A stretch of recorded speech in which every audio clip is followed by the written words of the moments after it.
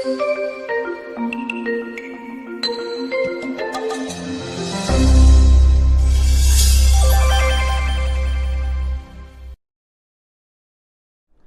37th anniversary day by day. Ang June ay ating anniversary month. Diyan tayo nagsimula ng gawain noong 1985 sa Saudi Arabia. At napakarami lang nangyari sa ating kapatiran. Mula noon, napakaraming lupalop ang narating ng ating mga pag-aaral, pagtuturo, pagkakapatiran at pagsasamahan. At sa ganito mga anibersaryo, patuloy ang ating pagdiriwang ng anniversary month. Ating binabalik-balikan, nililingon, tinitingala yung nakaraan, yung darating pa, para lalo nating matimpla ang ating pinakabagay na approach sa ating ministry, sa ating paglago, sa ating patuloy na paglalakad magkakasama, kapit-kapit kamay, tungo sa Jesusness. Ang pamagat ng ating pag-aaral ngayon, non-essentials. Mga bagay na di naman talaga kailangan, kaya hindi dapat unahin at lalong-lalo nang hindi dapat makagulo doon sa mga essentials na mas dapat ay unahin. Luke 10:38-42. Si Jesus at ang kanyang mga alagad ay nagpatuloy sa kanilang paglalakbay at pumasok sila sa isang nayon. Malugod silang tinanggap sa tahanan ni Marta. May kapatid siyang si Maria na naupo sa may paanan ng Panginoon upang makinig sa kanyang itinuturo. Si Marta naman ay abalang-abala sa paghahanda, kaya't lumapit siya kay Jesus at nagsabi, Panginoon, paniwala po ba sa inyo na pinapabayaan ako ng kapatid kong maghanda ng mag-isa?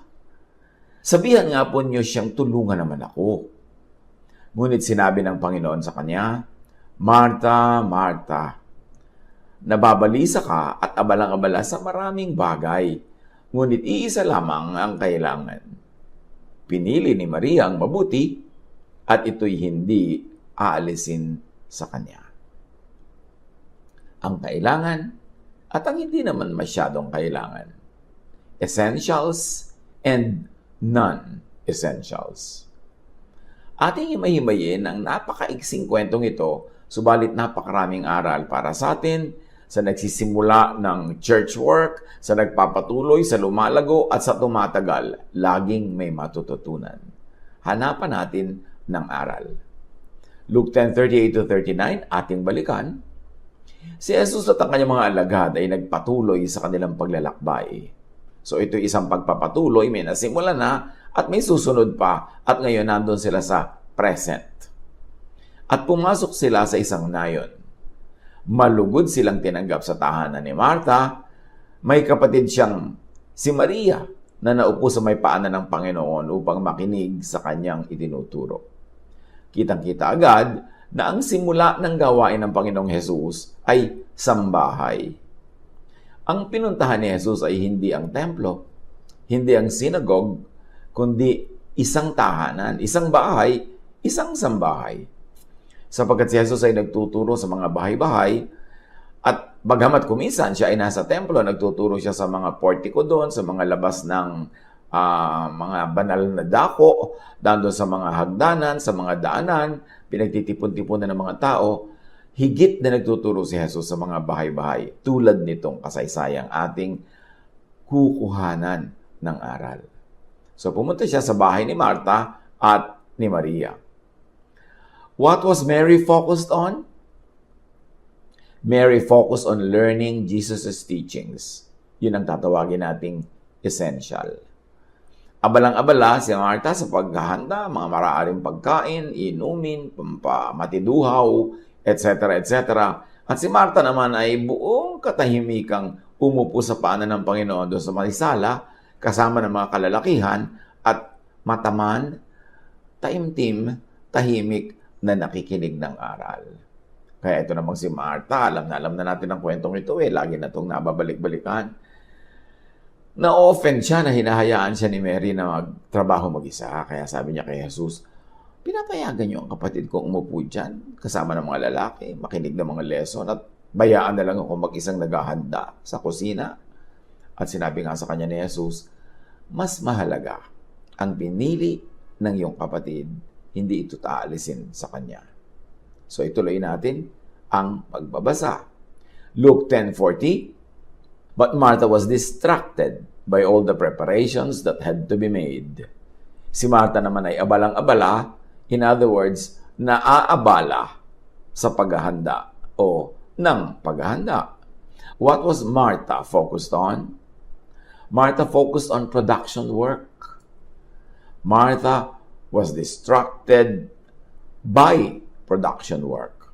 In other words, in the point of view of Jesus, Mary focused on the essential and Martha focused on the non-essential.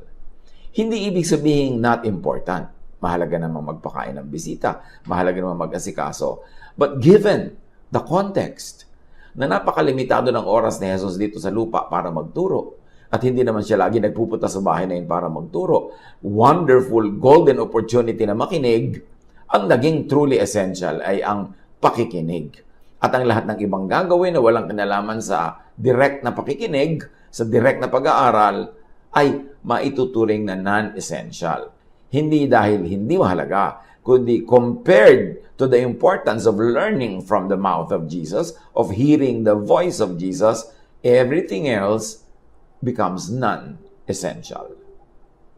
Luke 10:40, kaya't lumapit siya kay Jesus at nagsabi, Panginoon, baliwala po ba sa inyo na pinababayaan ako ng kapatid kong maghanda ng mag-isa? Sabihan nga po niyo siyang tulungan naman ako. So what did Martha want to happen to Mary? Martha wanted to pull Mary out of the class of what was essential. Martha asked Jesus to send Mary to the kitchen to do production work, to do the non-essential. Luke 10:41-42. Ngunit sinabi ng Panginoon sa kanya, Martha, Martha, nababalisa ka at abalang-abala sa maraming bagay, ngunit iisa lamang ang kailangan. Pinili ni Maria ang mabuti at ito'y hindi aalisin sa kanya. Si Jesus ang nag-assign ng value to what the two sisters were doing. Martha was listening to the teachings of Jesus. Mary was trying to be very, very hospitable and kind to the guests by attending to their needs. Parehong mahalaga, but according to Jesus, given the situation, mas mahalagang di hamak ang makinig sa kanyang salita kaysa magpaabala sa mga non-essentials attendant to having many guests and many people around. What was Jesus' reply to Martha? Jesus taught Martha that in such instance of him teaching, in such instance of the Jesus word being preached and taught, only a few things were needed. Only one thing, in fact, was needed: learning, listening. Nothing could be more essential, more important than that. At sabi naman ng Romans 10:17, consequently, faith comes from hearing the message, and the message is heard through the word of Christ. Kaya't ang pananampalataya ay bunga ng pakikinig, at ang pakikinig naman ay bunga ng pangangaral tungkol kay Kristo. So, pinakamahalaga pananampalataya because faith can move mountains. Faith saves. Faith makes one complete. Faith gives one peace and rest. Faith makes one a member of the family of God. So faith is very, very important. And what brings about faith? Hearing. Hearing the message. Not only any message, but the message of Jesus, the message by Jesus, the message about Jesus. So Jesusness, the essence of Jesus, the message of Jesus, is the most essential thing to have, to hear, to understand. At meron na tayong mga nakita sa hinabahaba ng panahon na may mga sambahay, may mga gathering sa kanilang bahay, pero yung host, pag hindi siya talaga nagpigil, naging aware at nagbantay sa sarili, nagiging Martha. Labas-masok sa kusina, punta sa sala kung saan nangyayari ang Bible study, ang mga Jesus studies. kalahati ang ginagawa niya, kusina, kalahati nakikinig. At the end of the day, hindi nabubuo yung nakikinig. Kaya pagdating ng maraming panahon, kababible study ng mga tao sa bahay niya, yung mga uma-attend, ang siyang lumalago at yung may bahay, kung hindi mag-iingat at hindi magbabantay na maging Marta siya, ay hindi lumalago, nalulugi. Kaya essential or non-essential ang pinag-uusapan natin. Hindi sinasabing masama magpakain ng bisita, masama mag-asikaso, pero kung pwede mong i-prepare yan beforehand, gawin mo. Pero tulad ng biglang pagdating ni Jesus sa bahay nila Marta, mukhang wala itong pasabi, dumating na lang, edi sorry na lang, wala tayong masyadong maraming preparation, pero ako bilang Marta ay makikinig muna kasi yun ang essential. Nangyayari yan kahit sa churches today. Ang dami-daming Marta ng church. Hindi talaga tunay na nakakapakinig kasi may iba silang ginagawa habang umaandar yung gawain. So, dapat magkaroon ng diskarte ang mga churches. How to enable the workers to really become Marys and not just Marthas. Or, do another service na ang lahat ng mga Martha sa service 1 ay magiging Mary at yung mga Mary sa service 1 ay magiging Martha naman sa service 2. Magandang approach din yon. Pero ang mahalaga, ipaglaban na ang mga Martha ay maging Mary, magkaroon ng time, ng chance na maging Mary. Romans 10:14, sa kahalagahan ng pananalig, how can they call on the one they have not believed in? And how can they believe in the one of whom they have not heard? And how can they hear without someone preaching to them? Paano naman sila tatawag sa Kanya kung hindi sila sumasampalataya? Paano sila sasampalataya kung wala pa silang napakinggan tungkol sa Kanya? Paano naman sila makakapakinig kung walang mangangaral sa kanila? Kaya napakahalaga na may nangangaral. At pag may nangangaral, napakahalagang makinig. Remember, hindi lang basta pangangaral, ha? Dapat ang ipinapang-aral si Jesus, turo ni Jesus, mga mensahe ni Jesus. Ang itinuturo ay Jesusness, hindi Pharisees. Kasi nakinig ka nga nakinig ng pangangaral, pero ang pinakinggan mo naman, teachings ng Pharisees, teachings ng Pharisees. So, ang nangyari, naging Pharisee ka kesa maging kamukha ni Jesus. So, mahalagang makinig, pero mahalagang piliin din kung ano ang pinapakinggan. What is truly needed, what is truly essential, according to these verses? The word about Christ. The message of Jesus, which is really Jesusness. The essence of Jesus is Jesusness. The message of Jesus is Jesusness. The personality of Jesus is Jesusness. What's truly needed and essential? A preacher, teacher, and then a listener. So, tatlo yan. Mensahe ni Jesus tungkol kay Jesus, Jesusness, magbibigay ng mensahe at makikinig at tatanggap ng mensahe. Pag merong ganong okasyon, may church. Sabi sa Matthew 18:20, sabi ni Jesus, "For where 2 or 3 gather in my name, there I am with them." Saan man may 2 o 3 nagkakatipon sa pangalan ko, naroon akong kasama nila. So, merong nangangaral, may nakikinig, may pinangangaralan, at ang aral ay ang katuruan ni Jesus, may church. Hindi kailangan na may organisasyon. Hindi kailangan na merong SEC, Registered Congregation. Hindi kailangan na merong nagpadala, na nagsugo, na kung ano-ano. Pag may nangangaral tungkol kay Jesus, at ang pangangaral ay talagang katuruan ni Jesus, pag may nakikinig at nag-aaral, nando na si Jesus, kumpleto rekado na, church na yan. Maraming non-essential.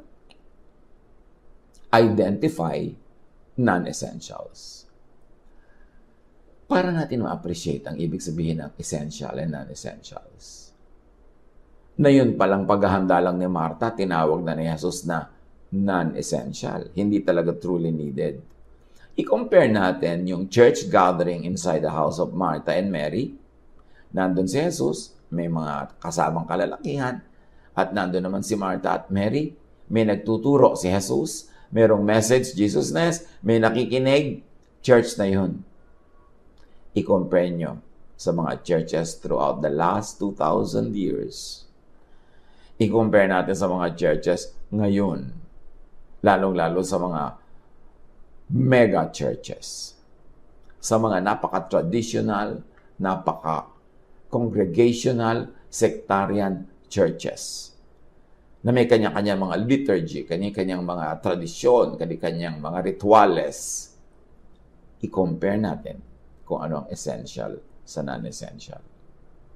Ang totoo, kung mag-o-observe tayong mabuti, ang layo na ng tinatawag na Church of Jesus sa actual sambahay ni Jesus. Ang dami-dami ng non-essentials na pumasok. At kung minsan, puro yung non-essentials pa ang nagiging bida, yun ang napagtutuunan ng sobrang pansin at doon uubos ang sobrang lakas at pagkarami-raming pera. Go back to the simplicity of the sambahay. Go back to the essential. Identify non-essentials in church. Kailangan ma-identify yan para masala, ma-minimize, if not totally matanggal, so we can focus on what is essential. So we can focus on Jesusness. And Jesusness is all about love. Kung minsan naging sobrang complex na yung administration, yung governance ng isang church, na napaka-unloving na sa pag-i-implement ng mga policy na inimbento lang naman nila, so wala na yung love, wala na yung Jesusness, wala na yung essential. We become majors of minors, and we forget what is truly major, Jesusness and love. So what is needed by the listener? Sabi ni Jesus, pag may listener, may teacher, at ang itinuturo ay siya, ay may church. What is essential? Ears that listen. Ears that can listen. Dapat hindi na distract. Time and space to listen. At alalahanin natin ang istorya ni Maria at ni Martha. Ito yun. Maria had ears that listen and can listen. She had time and space to listen. And she had the opportunity to listen because Jesus was there. And for a while, she had freedom from distraction, from worry, from non-essentials, until, of course, the sister came in and demanded that she be brought to the kitchen. But, of course, Jesus did not allow it. We know the story. The many worries and cares, the many non-essentials that prevent listening, that distract from listening, production work, yung Martha-ness. In Martha's house, anong nakaabala sa pakikinig at pag-aaral? Food preparation, food service, hospitality, facilities, and in today's church, hanapin natin yung mga equivalent ng Martha-ness. Ano ang mga abala? Venue. Kung minsan yung venue is a big issue.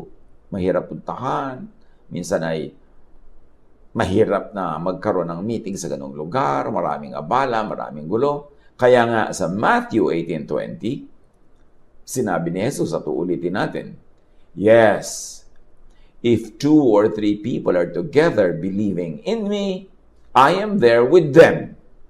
Kung may 2 o 3 tao nagtitipon, naniniwala sa akin, pinag-aaralan ako, itinuturo ako, di nandun ako, therefore may kumpletong church. Yan man ay face-to-face and or online or in any other way. Can you imagine how exciting it is? Na nung araw, sa context nila, for 2 to 3 people to gather, they have to be in the same place at the same time. Pero ngayon, salamat sa technology, which of course obviously comes from God, because knowledge and science comes from God, kahit na nandun ka sa Antarctica at kahit nasa Africa yung isa at kahit na nasa Europe yung isa o nasa Pilipinas, because of technology, pwedeng magkasama-sama. Ang fellowship was redefined and reinvented.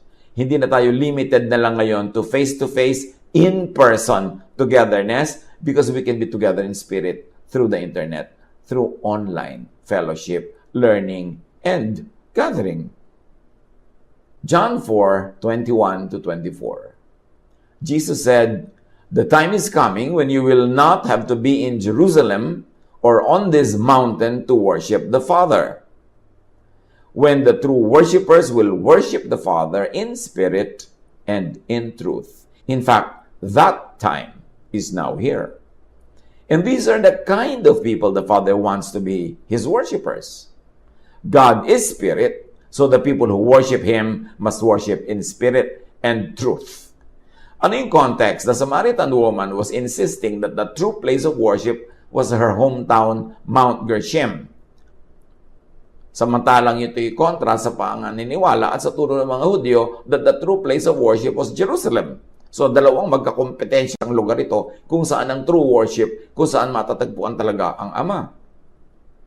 At sabi ni Jesus, darating ang panahon na hindi mo na kailangang pumunta sa Jerusalem para mag-worship at hindi rin kailangang magpunta dito sa Mount Gerizim para mag-worship.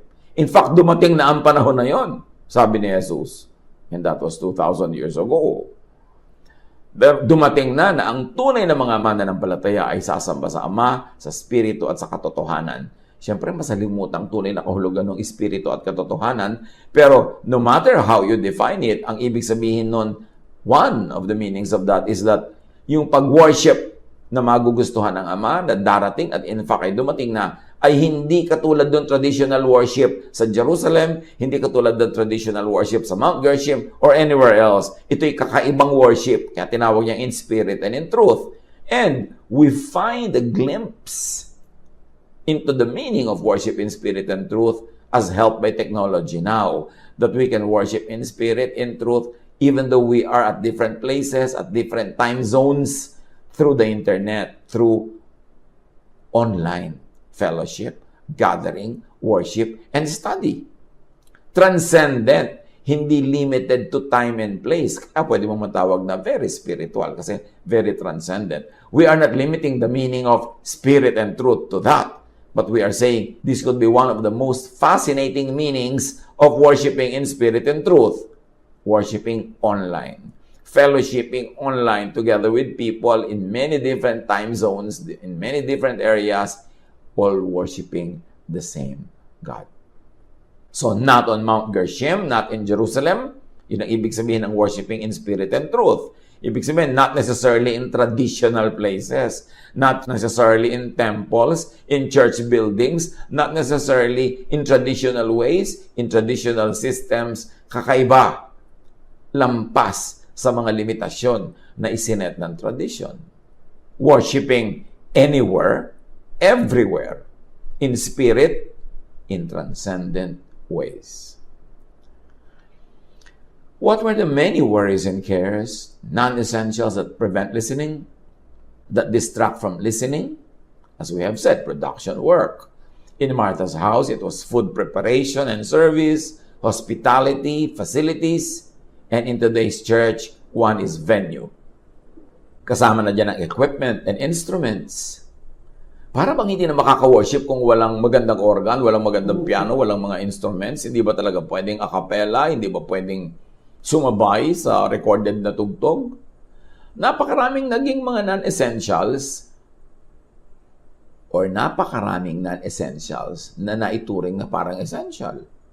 Nagiging abala tuloy tulad ng program, ng hospitality, personnel, mga assignment ng mga tao, kutakot-takot ng mga payables sa mga churches, issues of transport, of mobility, mga legalities, papers, mga registration, pagsasama-sama at paghiwa-hiwalay. And one very important non-essential that has been mistaken for essential, restrictive theology and tradition. At kung ano-ano pa, etc., etc. How can today's church focus on what is truly needful? Like the lesson on Jesusness. Like the needful learning. The answer? Simplify. Day by day, after 37 years, simplify. Mga iba-ibang mga kongregasyon, mga pag-aaral, mga churches, simplify. The Church of Jesus was simple until it got complicated because of 2,000 years of history ng pakikialam at pagmamagaling ng napakaraming tao. Simplify. Simplify size of congregation. Pag napakarami na, like what we are doing now sa day by day, we are decentralizing, we are devolving into sambahays. Ang pagkalaki-laki nating central congregation na napaka-mega church ay atin na ngayong sinimulang paliitin. We multiplied the one mega church into many smaller spiritual families, smaller congregations, smaller sambahays, para mas maganda ang samahan, mas magkakakilala, mas magkakapalagayang loob, at mas madaling humanap ng venue, mas madaling mag-meet, mas madaling lumakad, maglakaran, mas madaling mag-mobilize, kasi hindi sobrang dami. Kasi kahit naman napakalaki ng church, pag dumating doon, magtitipon-tipon din sa isang specific sulok yung mga talaga magkaka-vibes, magkakakilala, magkakapalagayang loob. Kaya meron na rin silang small church within the church. So why not make that small church the church? The sambahay. Maraming sambahay. Mas mainam, mas madaling i-manage, mas maganda ang mga samahan kaysa isang malaking mega church. Kaya ang ating sambahay is the church in your home. The church in your home, anywhere. Kasi may sambahay tayong face-to-face or in-person at may sambahay tayong online. Kaya kung minsan, member ng isang sambahay na very good ang samahan, malalapit ang kanilang pagmamahalan, pero nasa iba't ibang bansa at continents. Yan ang ginagawa ng Espiritu ng Diyos that sets us free from the limitations of time and space. Salamat sa technology. So, isa pang issue ay venue. Kaya ang sagot din natin, sambahay. Hindi naman laging madaling humanap ng mga venues, babayaran mo pa, may mga schedule pa, may mga booking pa, at reservation. Sambahay is a lot easier to arrange. And imagine sambahays. Mga bahay-bahay, hiwa-hiwalay na bahay, pero nag-ahari ang Espiritu ng Diyos, pinag-aaralan si Jesus, ang turo ni Jesus, ang Jesusness, and through the internet, nagkakaroon ng online fellowship, online family, nagkakaroon ng one family all over the world. And the gospel of the kingdom is preached throughout the whole world. Not in a physical way of going to places.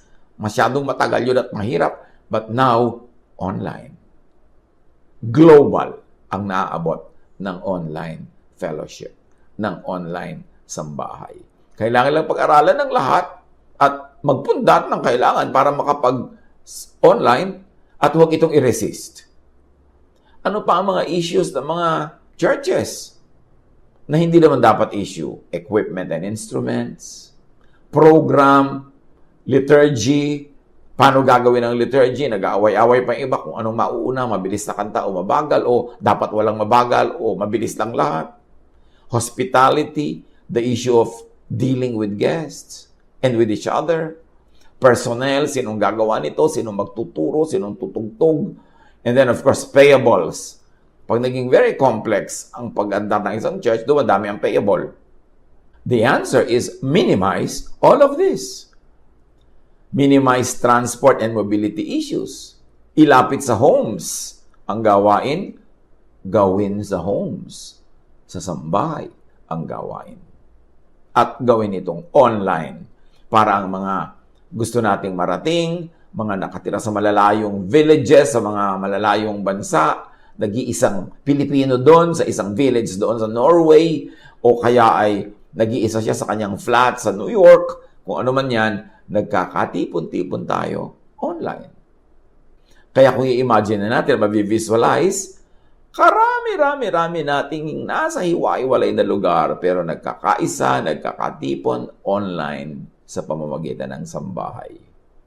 At sabi ng Psalm 19:14, "But their message goes throughout the world, their teaching reaches the ends of the earth." Exciting. These are exciting times na na-develop natin yung online fellowship, online study, online worship. Hindi ito inferior, ha. Huwag natin ito ituturing na parang less holy, less righteous, less godly than face-to-face gathering. No. this transcends space and time. It is more spiritual actually. And then of course, isa pa sa mga naging essentials na dapat ay non-essential sa mga congregations, yung mga legalities, papers, at ang ating sagot are smaller, autonomous kapatiran para mas manageable, mas madali ang pag-administer. Siyempre, ang isang napakahalagang issue sa anumang pagtitipon, sa anumang gathering, sa anumang church, is content, teaching. At isa dyan na napakalaking abala sa paglago, restrictive theology and tradition. Yung mga na-preserve na ng mga tradition, inimbento ng mga tao some generations ago, tapos obligado tayo lahat ngayon na sumunod. Samantalang inimbento nila yon kasi yun ang pinakakailangan nila ng panahon nila, pero nagbago na ang panahon, every generation must be allowed to reinvent church, to recreate what is most proper and what is most suitable to their needs. So review theology sa paglago ng church, review everything, teachings under, and review for Jesusness. Filter all teachings through Jesusness. And this is one of the most important simplifications that had been revealed to us this last many years. That all the teachings of Scripture must be reviewed through the teachings of Jesus para magkaroon ng unity. Kasi napakaraming mga nagbabangga ang mga katuruan, mga nagbabangga ang theologies na kailangan para magkaroon ng unity, padaanin sa isang standard ni Jesus.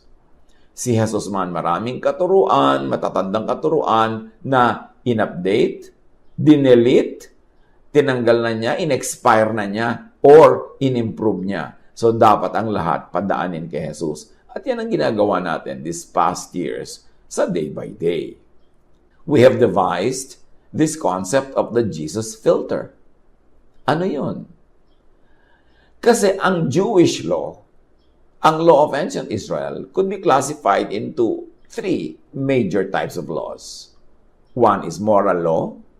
Dapat yung moral law hindi nagbabago kay panahon ng Old Testament, kay New Testament. Yung tama ay tama, yung mali ay mali. Moral law. Laging maling magnakaw ka sa kapwa mo, laging maling pumatay ka, laging maling mangagaw ka ng asawa, ano pa man ang panahon. Pero merong civil laws ang Israel na bagay lang sa kanilang gobyerno, sa kanilang kabihasnan, sa kanilang lipunan, sa kanilang tribo. At ialis mo yun sa kanilang tribo, hindi na bagay kasi pang kanila lang yon. At meron silang ceremonial laws na may kinalaman sa kanilang relihiyon, kung paano maghugas ng kamay, kung paano kakainin ito, alin ang hindi kakainin, alin ang part ng animal na bawal kainin, etc., etc. Ceremonial laws nila yon. So ang ancient Israel had ceremonial laws, civil laws, and moral laws. At yan ay pinairal nila sa kanilang panahon, sa kanilang lugar, sa kanilang konteksto. Pero marapat ba na ipairalin ito sa lahat ng tao, lahat ng kabihasnan, lahat ng lugar, lahat ng panahon? Of course not. Kaya si Jesus man, sa kanyang panahon, maraming finilter, maraming minodify, meron pa nga mga dinelete. Kaya ang sabi ng Ephesians 2:14-15, Christ gave His own body to destroy the law of Moses with all its rules and commands. So ano yung Jesus filter na ating na-devise, na-develop sa paglago ng ating pananampalataya? Ang lahat ng tinatawag sa Scripture na moral laws, civil laws, and ceremonial laws ay padaanin sa Jesus filter. Pati yung mga katuruan ng lahat ng panahon na sang-ayon sa the Word and the Jesusness doctrine. Yung sang-ayon sila, agree sa katuruan ni Jesus, padaanin lahat yan. Yung lulusot lang, yung papayagan ni Jesus, yung papayagan na tatanggapin ng Jesusness, yun lang ang lulusot, yun na lang ngayon ang pairalin, yun na lang ang ituro, yun ang gawing mandatory, at yung iba na civil laws ng Israel, ceremonial laws, and some of their moral laws that were only relevant to their culture, ay dapat ilagay na yun sa history, sa file. Hindi na kailangan i-impose, hindi na kailangan ituro, hindi na kailangan laban ng patayan, hindi na kailangan pagpakamatayan. Kasi nga, Christ gave His own body to destroy the law of Moses with all its rules and commands. And obviously, yung dinestroy doon ay yung civil laws and ceremonial laws and some of the moral laws that are inconsistent with Jesusness. Mapakahalagang maintindihan yan sa pag-usad ng history ng ating church at ng mga iba-ibang churches ng iba-iba nating mga kapatiran. Minimize legalism, laws, and regulations. Isa yan sa napakahalagang gawin pagka nagre-review ka ng history ng iyong church at nag-move forward ka pa to the next phases of your life as a church. Set people free because Jesus sets free. Set people free to be able to worship in spirit and in truth. Huwag ikulong sa tradisyon. Huwag itali, igapos at sakalin sa mga tradisyon na bagay noong unang panahon pero hindi bagay ngayon. Remember, the teachings of God are universal. So, we must be anchored on the unchanging rock of Jesus, but geared to the times. Hindi nagbabago ang espiritu ng mensahe, pero ang mga methods, mga pamamaraan, and culture of the church must continue to evolve to be responsive to the needs of the people. Focus only on the essential. And that is Jesus, Jesusness. Salain ang lahat kay Jesus. Worship in spirit and truth. Worship in freedom. Hindi kailangan laging sundin yung structure ng liturgy. Hindi kailangan ikulong ang sarili sa ganito. Dapat ang mga kanta, ganito mga hindi dapat kantahin, ganito dapat ang suot, ganito dapat ang upo, ang tayo, binibilang pa kung kailan luluhod. Hindi kailangan yun. Non-essential yun. Grow in spirit. Break free from non-essentials, from limiting and restrictive sectarianism, ignorance, misunderstanding, tradition, fear, and Pharisiness. Kailangan sa pagtagal ng panahon, magkaroon ng theological growth. Growth into Jesusness. Growth from Pharisiness into Jesusness. At kailangan makawala, makahulagpos, malagot ang tali from sectarianism, from a lot of misunderstanding, sa takot na matuto dahil sa takot na magkamali. Kailangan makalaya from ignorance, from restrictive tradition, from fear of innovation and being free. Kailangan makalaya from Pharisiness. Sa lahat ng ito, sa pagse-celebrate ng anniversaries ng mga churches, mga kapatiran, mga fellowship, dapat ma-measure natin kung paano tayo nag-theologically grow. Hindi kung paano tayo nag-numerical growth. Well, that could be a measure of success. It is not the measure of success. The measure of success is how much of Jesus had become a part of you. How much Jesusness had become evident in your life, in your faith, in your thinking, in your lifestyle. Patuloy tayong manalangin na lumago tayo into Jesusness.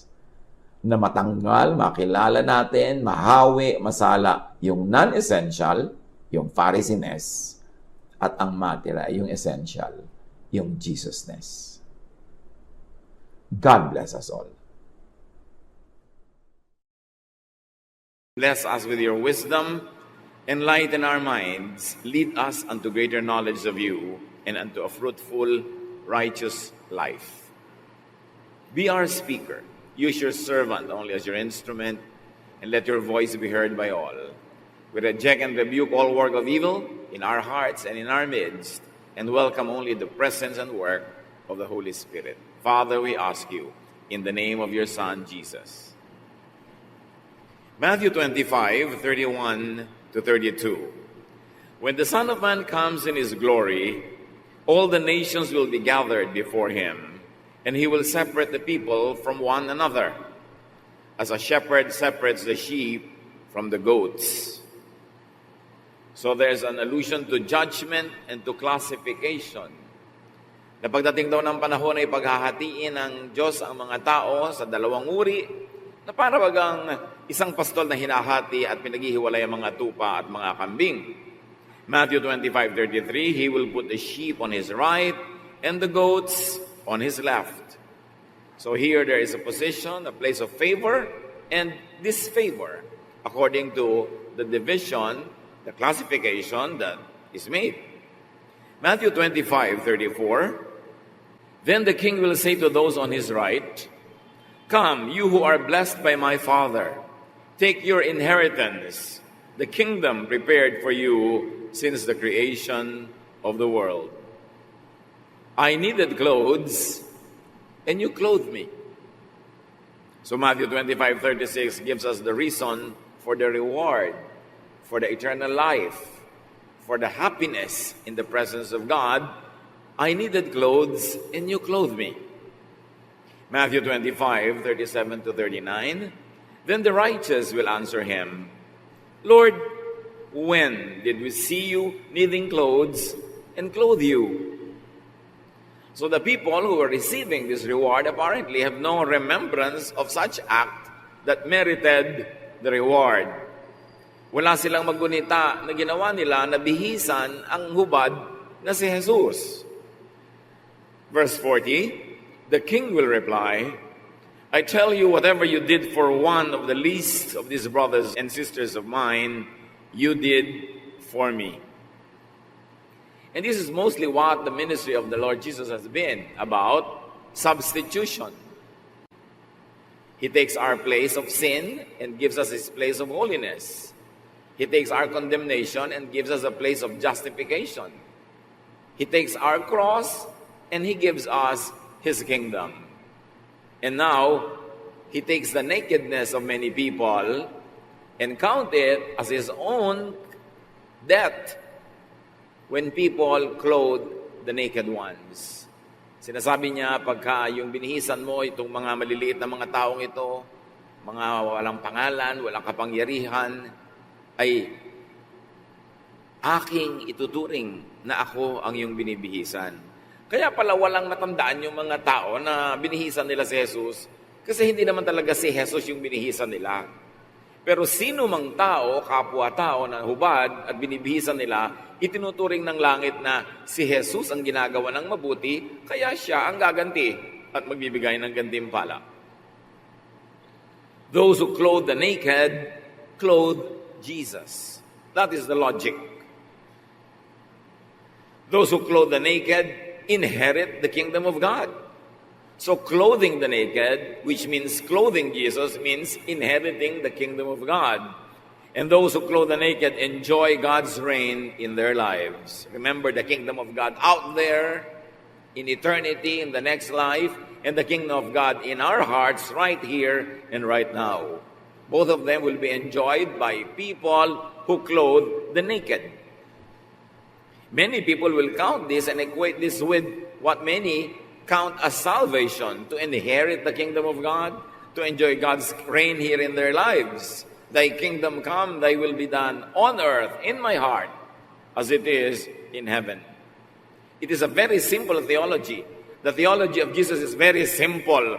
Do not be confused by and with elaborate religious and sectarian doctrines about salvation that empowers churches and sects and groups as if they were the ones who hold the franchise to salvation. But his very simple story, Jesus says, if you clothe the naked, I'll count it as you having clothed me, and you will inherit the kingdom of God. You will enjoy God's reign in your lives. No complicated doctrinal issues there. Righteousness, according to this story of Jesus and this illustration of Jesus, is about clothing the naked. It's not about memorizing tons and tons and tons of verses. It's not about polarizing and grouping with people who are different in their religious opinions in everything. Righteousness is about clothing the naked. It is not about the opposite, which is exposing and shaming the naked further, which seems to be the specialty of churches today. Ang kabutihan, ang kagandahang loob, ang katuwiran ay sa pagbibihis ng mga hubad, hindi sa panghihiya at pagbibilad ng mga hubad na nga at lalo pa silang huhubaran. Many religious people today think that righteousness is about exposing and shaming the naked and punishing them as if they were the ones who had the power to punish fellow men who happen to be naked or who they think are naked or more naked than they are. Jesus purposed to clothe the naked. Luke 8:35, an example. When they came to Jesus, they also found a man. The demons had gone out of him, and he was sitting there at the feet of Jesus. He had clothes on and was in his right mind. And so this man had two kinds of nakednesses. One was the physical nakedness. His body was really unclothed, uncovered, because he was not in his right mind. And when he recovered his senses because of the ministration of Jesus, he got clothed again, not only physically, his personhood was also clothed again with dignity, with respectability, with serenity and peace. So as you can see, there are many forms of nakedness. Not only the physical nakedness, the absence of physical clothes. Many, many times, Jesus freed many people from demonic possession, and many people who were demon-possessed were physically naked and also emotionally, spiritually, socially naked. Jesus also positioned himself with the naked. Matthew 27:28, they stripped off Jesus' clothes.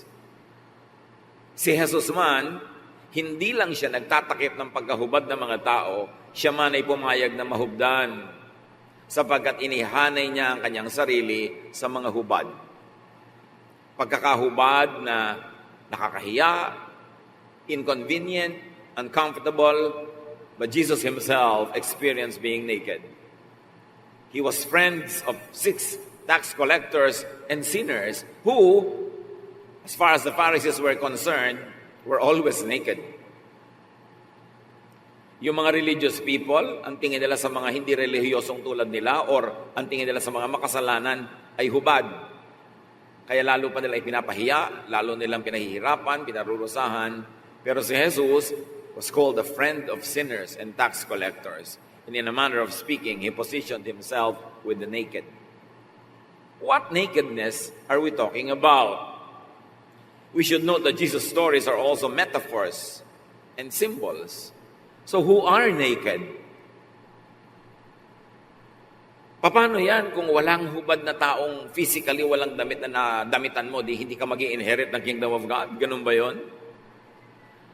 The story of Jesus always have many layers in the significance of deeper spiritual meaning, more than what greets the naked eyes. That's why those who follow Jesus and ask him, what does the metaphor mean? What does the story mean? What does the parable mean? These are the ones who are rewarded with the answers. Because the initial answer that you see is not all there is to it. And in this case, the naked are people who are judged by the religious system as wrong, as bad, as sinful, and then stripped of their clothing and covering, of their privacy, of their dignity, of their life. And isn't this the mission, the self-appointed mission of many religious people? To expose the nakedness of others, to ogle their nakedness, to destroy their privacy, to ruin their dignity and life. Many people think that they are serving God by exposing the naked and shaming them and stoning them to death, which is what they wanted to do with the woman caught in adultery. Obviously, she was naked, physically, emotionally, and spiritually. And what the religious people did was to drag her in a public place, expose her further, and demanded for her blood. You know the rest of the story. Jesus clothed this woman with his protection, with his love, and everybody else was dismissed. Nobody had the gall to stone the woman to death. Because Jesus don't like people exposing other people who are naked and wanting to stone them to death. Because actually all of us are naked. Before the holiness of heaven, before the perfection of God, our best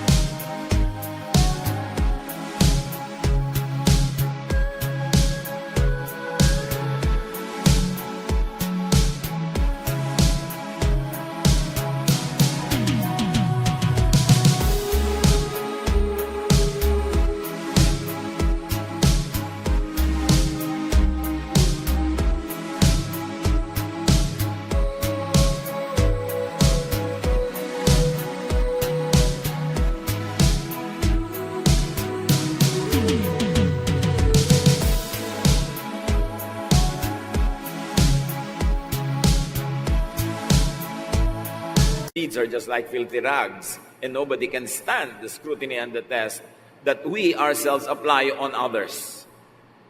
So ipinapakita ng Panginoon dito na ang tunay na pagdadamit sa mga hubad ay unay alamin mo muna kung sino ba yung mga hubad na yan. Jesus clothed the woman caught in adultery with his teaching against stoning her and with his protection. In effect and technically, Jesus did not obey the law of Moses and the tradition of Israel, but he came to give us a superior law, the law of love, the law of forgiveness, the law of kindness, the law of looking after one another. Kaya nung tanong siya, which is the greatest commandment of all? And he said, it is love God and love others. It is above all commandments. All the other commandments are supposed to be hinged on this basic law of God, which is to love. But many people use God and use religion not to love but to hate. Not to cover their fellow person's nakedness, but to even expose the nakedness further. And to humiliate, to judge, to punish those they consider are less holy than they are. The naked are people who are judged by religion, then kept away in pockets, in the cracks, to suffer. In Mark chapter 5, the outcast naked man lived in the graveyard, and it is the priest that tells him, you are unclean, get out of the community. The participation of the religious in naming people and labeling people and assigning them to horrible situations in life is emphasized in the many stories concerning Jesus. The naked are people who are restricted and prevented from living in freedom, from living their real, full lives because they are condemned by the religious system. The naked are people who are shunned and minimized, people who fall in the cracks because of the judgmentalism and the self-glorification of the religious. Yung mga nililabel mong sinner, adulterous, etc., etc., labeling makes it easy to dehumanize people. Labeling people makes it easy for those who are ill-intentioned to do bad things to people who get labeled. Kaya dapat nag-iiwas tayo na mag-label-label ng mga tao. Wala tayong karapatan na gawin yon. At labag yon sa pinakamataas na kautosan ng Diyos through Jesus, which is the law of love. What about the first recorded nakedness, that of Adam and Eve? You know the story. They had always been in the nude, but later on they became naked when they decided to judge themselves as naked. Genesis 3:7. At once they saw what they had done, and they realized they were naked. Then they sewed fig leaves together to cover themselves. Nung itong si Adan at si Eva ay lumabag sa utos, ang unang-unang nilang natanto is to look at themselves now and say, we are naked. Nakakahiya. Dapat tayo magtakip. So kumuha sila mga dahon-dahon, pinagtagpi-tagpi ito at itinakip sa kanilang hubad na katawan. Adam and Eve, not God, judged and found themselves naked, guilty, and ashamed. It came from within them. And so in a manner of speaking, they judge each other. You are naked. And the other one says, you two are naked. We are both naked. We need fig leaves. We need leaves to cover our nakedness. Genesis 3:8, late in the afternoon, the man and the woman heard the Lord God walking in the garden, so they hid behind some trees. Now there is a self-imposed isolation from God and from each other.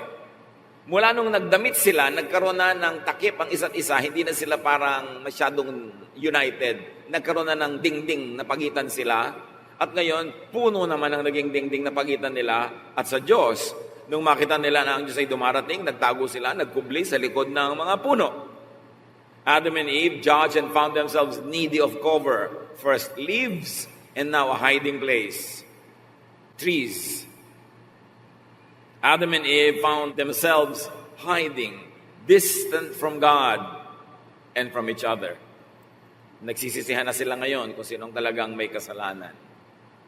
Yung dating nasasabik sila na pag dumadating ang Panginoon, lalapit agad sila. Ngayon nahihiya sila at sila'y hubad, nagtakip sila ng dahon at nagtatago pa sa likod ng puno. Genesis 3:9 to 10. The Lord God called out the man and asked, "Where are you?" The man answered, "I was naked, and then I heard you walking through the garden. I was frightened and hid." So now Adam and Eve were afraid. Genesis 3:11 and 21. "How did you know you were naked?" God asked. Then the Lord God made clothes out of animal skins for the man and his wife.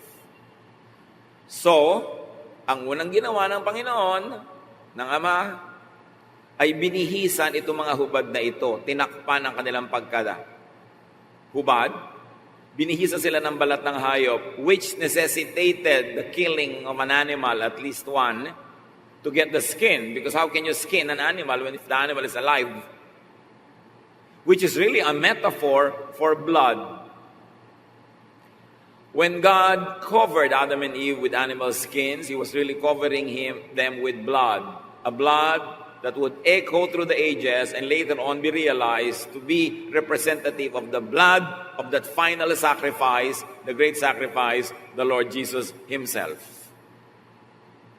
So si Adan at si Eva pa lang ay tinakpan na ang pagkahubad nila ng dugo ni Kristo.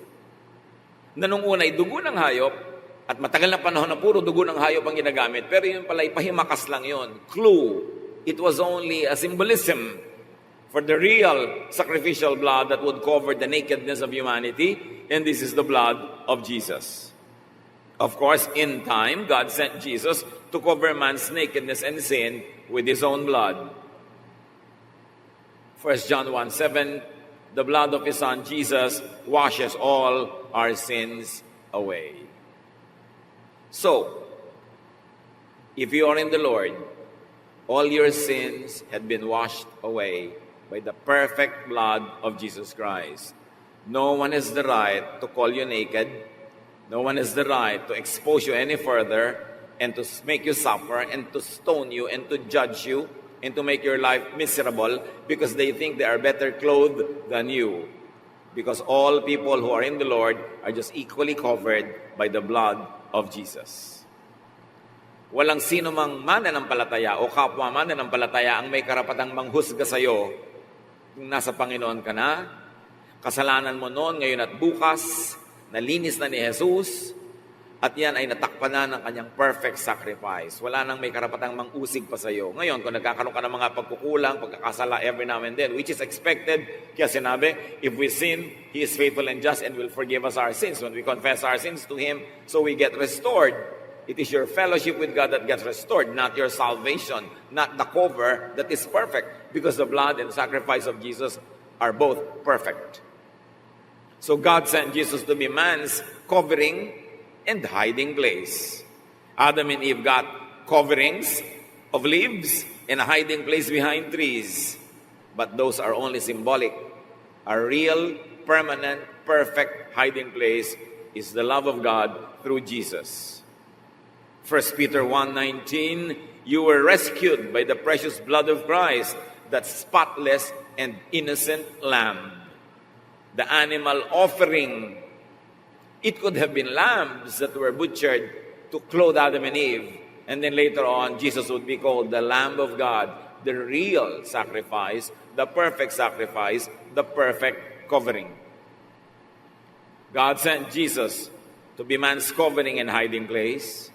Psalm 91:4, He will spread His wings over you and keep you secure. Kuminsan sa mga science channels, makikita nyo yung mga pag-aaral ng mga ibon, may mga pakpak na mga nilikha, kung paano nila iniipon ang kanilang mga anak sa ilalim ng kanilang pakpak para ipagtanggol sa mga mababangis na hayop, sa ulan, sa panahon, sa hangin. Ganon-ganon ang picture ng gagawing ni Jesus sa pagtatakip sa mga anak ng Diyos. Bibigyan niya ng proteksyon, bibigyan niya ng covering because we are exposed. Kaya sinabi sa Psalm 32:7, you are my hiding place. not trees, not leaves. You are my hiding place. You protect me from trouble. Immediately we know the lesson for ourselves. Get covered by the blood of Jesus. If you haven't gotten covered yet, do that. It only takes a transaction between you and Jesus, us to be covered. And Jesus is only a prayer away. Kung meron sa ating hindi pa ito nagagawa, gawin na. Magpahugas, magpatakip sa dugo ni Kristo na siyang tunay na magbibigay sa atin ng proteksyon. Seek refuge in Jesus.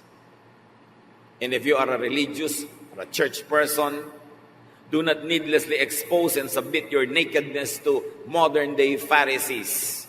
They will only make you suffer. Hindi mo kailangang isurrender ang sarili mo, isuko ang sarili mo sa mga nagbabanal-banalan, sa mga self-righteous and judgmental religious persons because they are not your Savior. Their blood does not wash you. Their blood does not cover you. It is the blood of Jesus that washes you. So submit to Jesus and do not needlessly submit yourself to modern-day Pharisees who will make your life miserable, who will only judge you and not love you anyway.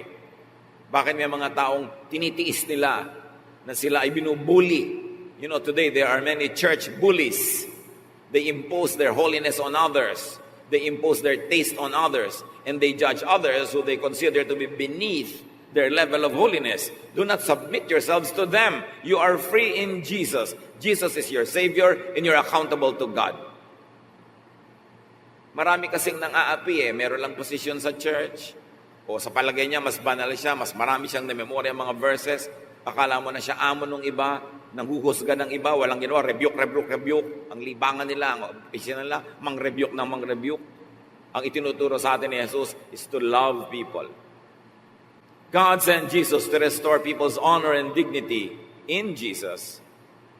So regain your dignity if ever any of it was lost. And let others regain their dignity as well. Fellow believers should help cover each other with the blood of Jesus, not strip each other of that covering and expose each other to ridicule, to shame, and to needless punishment inflicted by fellow sinners anyway. Do not surrender your dignity to others just because you have been made naked. Surrender only to God, who is loving, caring, forgiving, compassionate. Maraming mga tao napapahamak habang nagiging mas relihiyoso kasi nasusurrender sila. Yung submit. Laging itinuturo yan sa mga churches. Tapos, submit ka to be loved, hindi to be punished, to be made fun of, to be ridiculed, and to be trivialized. God clothed us to restore our dignity, so do not give that dignity away to modern-day Pharisees. God sent Jesus to bring people close to God and to each other again, not to separate us from one another and not to separate us from God. And yet many people think that they are too righteous, that they feel compelled to be separate from the rest of the body of Christ, to be separate from the world, literally. Samantalang we are the salt of the earth, we are the light of the world, dapat tayong makisalamuha, makisama sa mga tao para matulungan natin sila. Through Jesus, get close to God and to others again. And let people be close to God and to one another again. God sent Jesus to take away people's guilt by forgiving sin, by abolishing sin. Hindi dapat sin ang laman ng utak ng mga Kristiyano. Ang laman ng utak natin is God's love, God's forgiveness. Hindi lagi kang guilty, hirap na hirap ang loob mo, na parang walang dugo si Jesus na nagtatakip at naglilinis sa atin. Hebrews 9:26, but He has appeared once for all at the end of the age to remove sin by the sacrifice of Himself. Minsan mo lamang yung issue ng sin when you repent and accept Jesus into your heart as your Savior, as your Lord, as your friend. Pagkatapos nun, love of God dapat ang laman ng utak mo. How to love God, how to love others, how to forgive others, and how to forgive even yourself. But many religious teachings thrive in scaring people and making people feel guilty. Because when people are scared and guilty, they are easily controllable. But Jesus gives freedom and peace of mind and rest to our emotions. Kailangan pagka tumanggap na tayo sa Panginoon, ang bigyan na natin ng focus ay yung kanyang pagmamahal, pag-ibig, at kung paano natin yun pararamihin. Namamahalin natin ang isa't isa, ang ating kapwa. Hindi kung paano tayo maghahanap ng may kasalanan, huhubaran sila, i-expose sila, sisiraan sila, makikipagtalo sa kanila. Hindi yun ang example na iniwan ni Jesus. Romans 6:14, don't let sin keep ruling your lives. You are ruled by God's kindness and not by the law. So kung meron tayong paiiralin, susundin yung kindness ng Diyos. Hindi yung law ni Moses. Na ang lagi lang gagawin ay mang-uusig ka, magpaparusa ka, mambabato ka. Turning the law of punishment into the law of love was what Jesus did on the cross. At yun ang dapat nating pagsikapan na laging gawin. Mahirap kumawala sa lumang pag-iisip. Sa pag-iisip na lagi ka dapat mang-usig, pumayag kang inuusig ka, usigan kayo ng usigan. Style yan ng mga Pharisees at yan ang style na iniligtas ni Jesus sa mga tao. Jesus not only saved people from hell, but also from a hellish life imposed on them by the Pharisees, by this hypocritical religious system.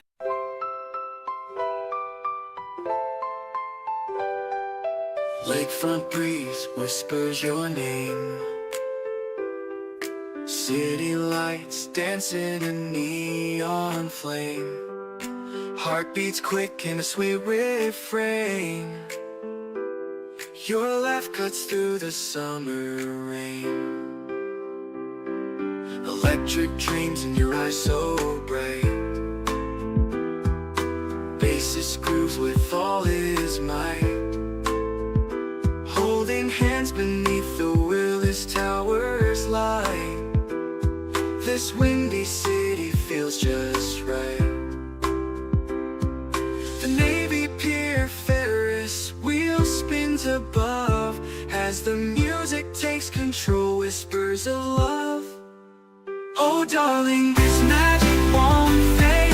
Beneath the stars a love parade. With you by my side unafraid. Magic's real, forever will stay. Guitar solo sings sweet serenade. Your voice is honey, love sweet parade. Chicago blues melt away the shade. In your arms, a future we've made.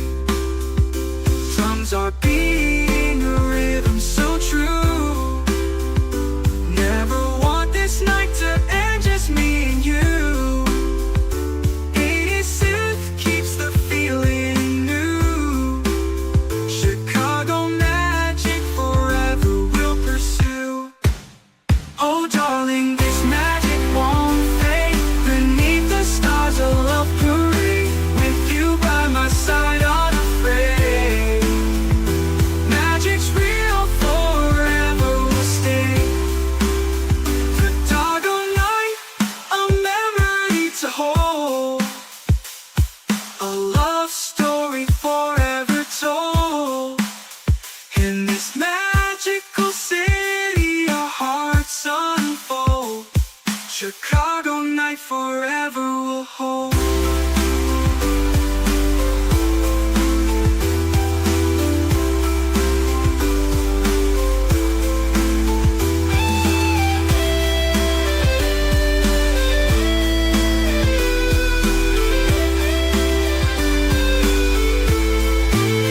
Oh darling, this magic won't fade. Beneath the stars a love parade. With you by my side unafraid. Magic's real, forever will stay. Chicago night forever will hold.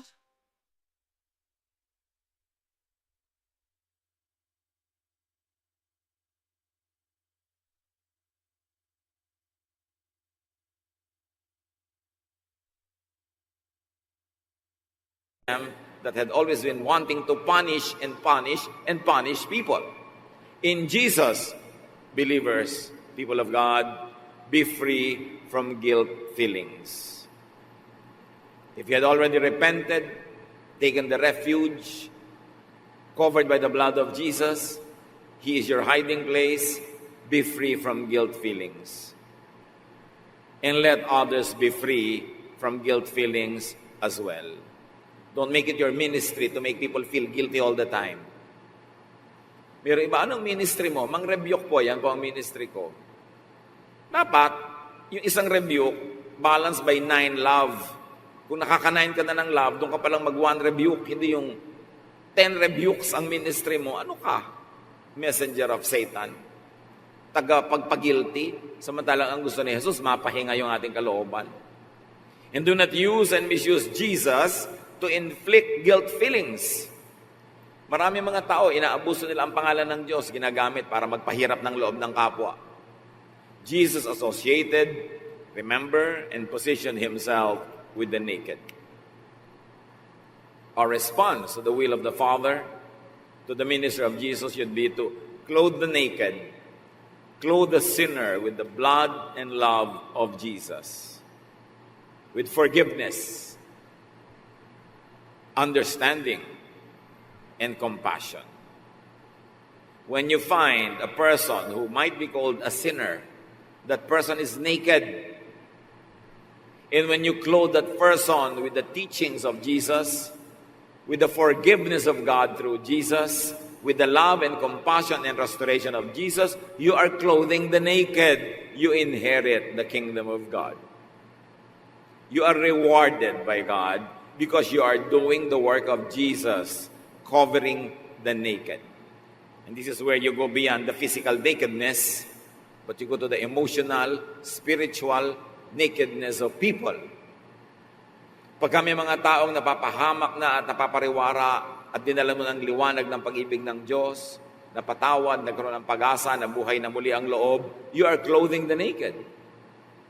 Pagka mayroong napahiya na dahil nagkasala, naparusahan na ng lipunan, ng opinyon, ng mga chismis, pagkatapos kinaibigan mo, binigyan mo muli ng pag-asa sa buhay, binigyan mo ng halaga, at nakita niya uli ang kanyang self-worth, you are clothing the naked.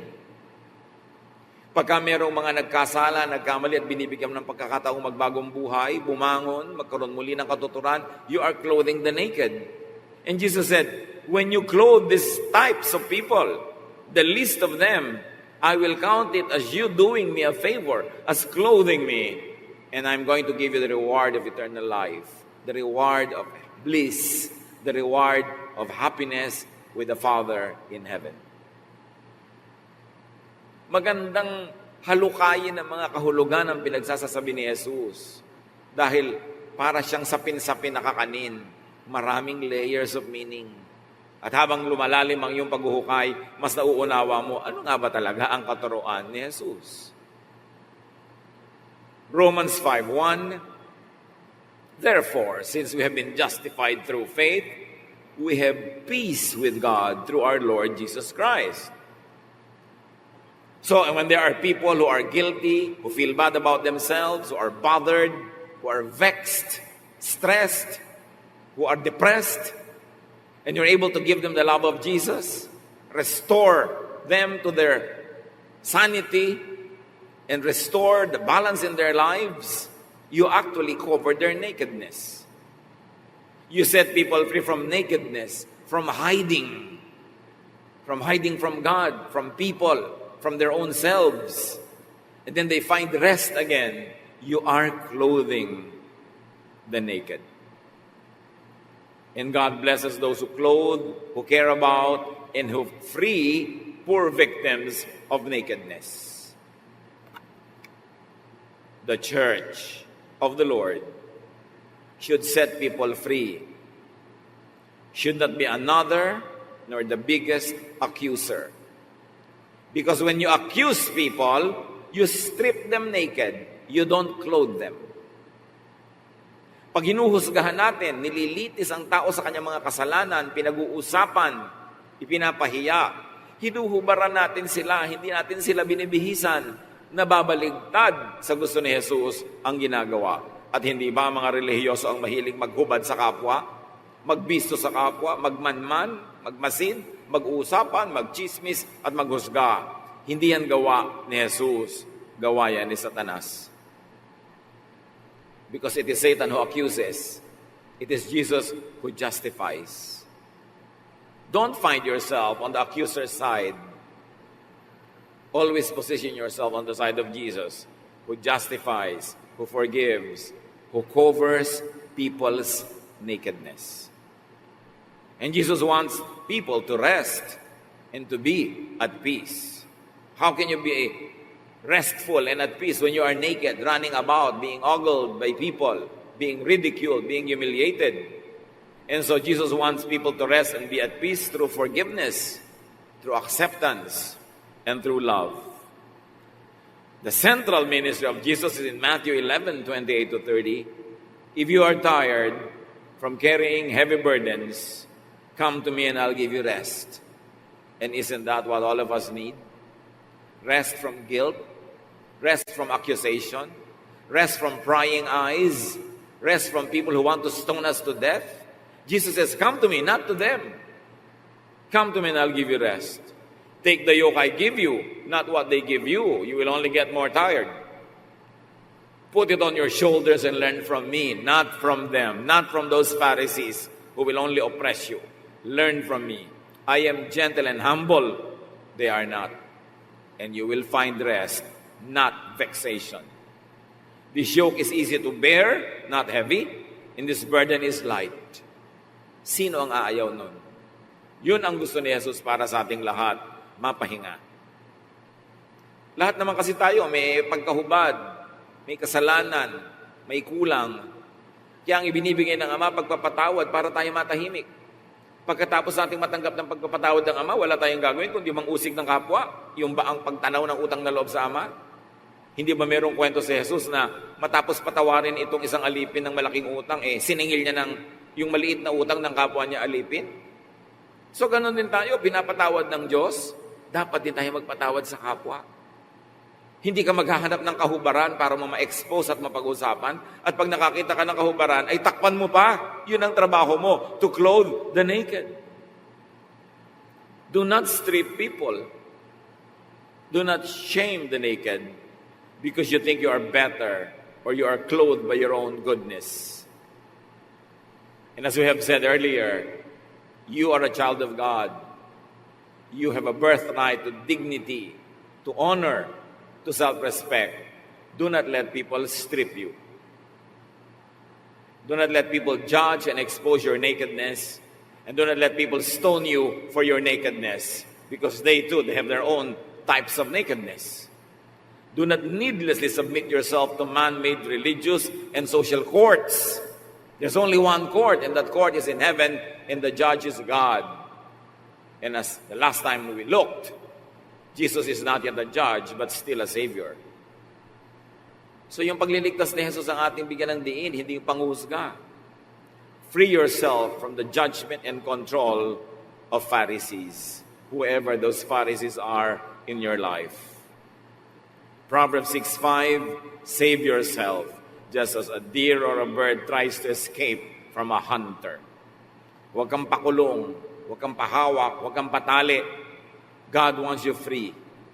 Nilikha niya ang Diyos para maging malaya. Get clothed by the blood of Jesus and be free. Rest.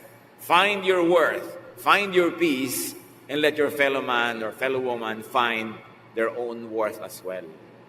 Panginoon, turuan niyo po kami kung ano ang kahulugan nito sa aming buhay. Na pinagpapala niyo yung nagdadamit sa hubad. So kung kami man ay hubad, ay nagpapadamit kami sa iyo, O Jesus. At kung may makita kaming kapwang hubad, ay huwag naming hubaran palalo, batuhin, husgahan, kundi damitan namin sila ng pag-ibig mo, O Diyos. Ng pagpapatawad, paglilinis, pagtanggap, at pagbuong muli ng mga nasira. Teach us to make very personal applications of this wonderful teaching of Jesus. To close